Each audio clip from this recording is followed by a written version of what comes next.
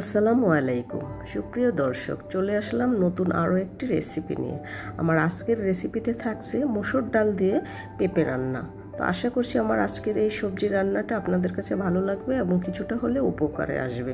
চলুন তাহলে চলে যাই মূল রেসিপিতে। চুলায় প্রথমে একটা ননস্টিকি প্যান বসিয়ে দিয়েছি। ননস্টিকি প্যানের কালো প্রলেপটা উঠে গেছে, দেখতেই পাচ্ছেন। তো আমি এখানে রান্নার তেল দিয়ে দিলাম 1/4 কাপ, দিয়ে তারপরে দিয়ে দিলাম 2 টুকরো দারচিনি, 3টা লবঙ্গ, 2টো এলাচ থেতু করে, 2টো তেজপাতা মাঝখানতে চিড়ে দিলাম। চুলার জালটা মিডিয়াম আঁচে দেওয়া আছে। এখন এটাকে আমি 30 সেকেন্ড ভেজে নেব। 30 সেকেন্ড ভাজার পরে সুন্দর একটা অ্যারোমা বের হচ্ছে, সুন্দর একটা গন্ধ বের হচ্ছে। এখন আমি 1 মুঠো পেঁয়াজ কুচি দিয়ে দিলাম। পেঁয়াজ কুচিটা দিয়ে এটাকে আমি 3-4 মিনিট ভেজে নেব। এটাকে নেড়ে চেড়ে ভেজে পেঁয়াজটাকে নরম এবং হালকা বাদামি হওয়া পর্যন্ত ভেজে নিয়েছি।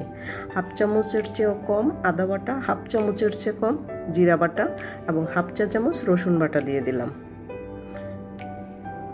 এখন চুলার জালটা মিডিয়াম থেকে একটু কমানো আছে।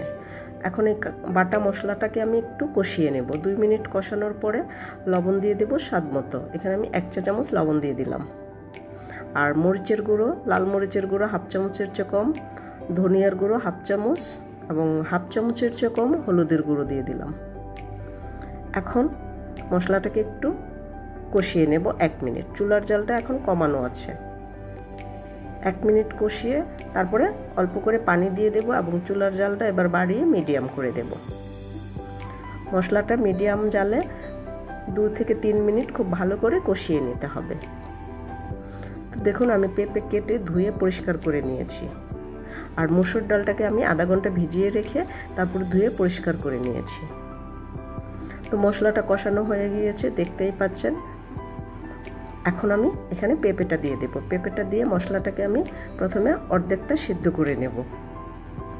মশলার সাথে পেঁপেটা নেড়ে চেড়ে খুব ভালো করে মিশিয়ে দিয়ে সামান্য পরিমাণ পানি দিয়ে পেঁপেটাকে কষিয়ে নেব।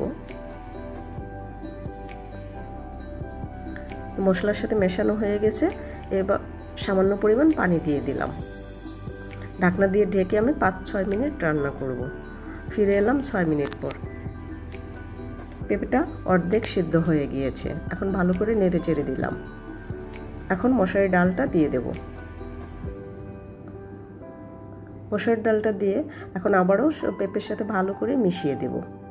ডাল এবং পেঁপে একসাথে মিশিয়ে নিলাম। এখন ঢাকনা দিয়ে ঢেকে আমি 5-6 মিনিট এটাকে রান্না করব, অর্থাৎ কষিয়ে নেব।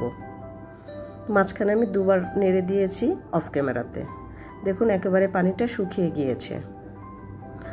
3-4টা কাঁচামরিচ ফালি করে দিয়ে দিলাম। আর এখানে আমি পানি দিয়ে দিচ্ছি 2 কাপ পরিমাণ। এখানে আমি গরম পানি ব্যবহার করেছি। চুলার জালটা মিডিয়াম হাই করে দিয়েছি। এখন ঢাকনা দিয়ে ঢেকে 7-8 মিনিট রান্না করব। এতে করে মসুর ডাল এবং পেঁপে দুটোই একেবারে সিদ্ধ হয়ে যাবে। 7 মিনিট পর ঢাকনাটা খুলে নিলাম। এখন 1/2 চা চামচ ভাজা জিরের গুঁড়ো দিয়ে দিলাম। দিয়ে এখন আবারও স্প্যাচুলা দিয়ে ভালো করে নেড়ে চেড়ে মিশিয়ে নেব। এ পর্যায়ে চুলার জালটা মিডিয়াম হাই থেকে কমিয়ে মিডিয়াম করে দিয়েছি।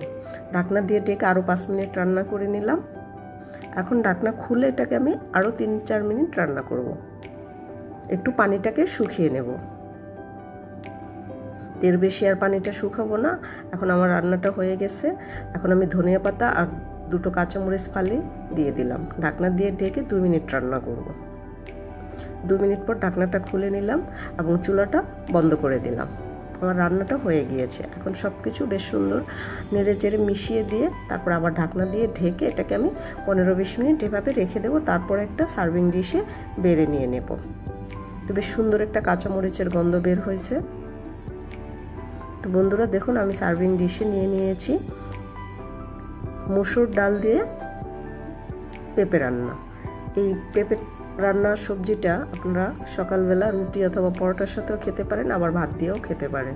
তো আশা করছি আজকের রেসিপি ভালো লেগেছে। আজ এ পর্যন্তই। আল্লাহ হাফেজ।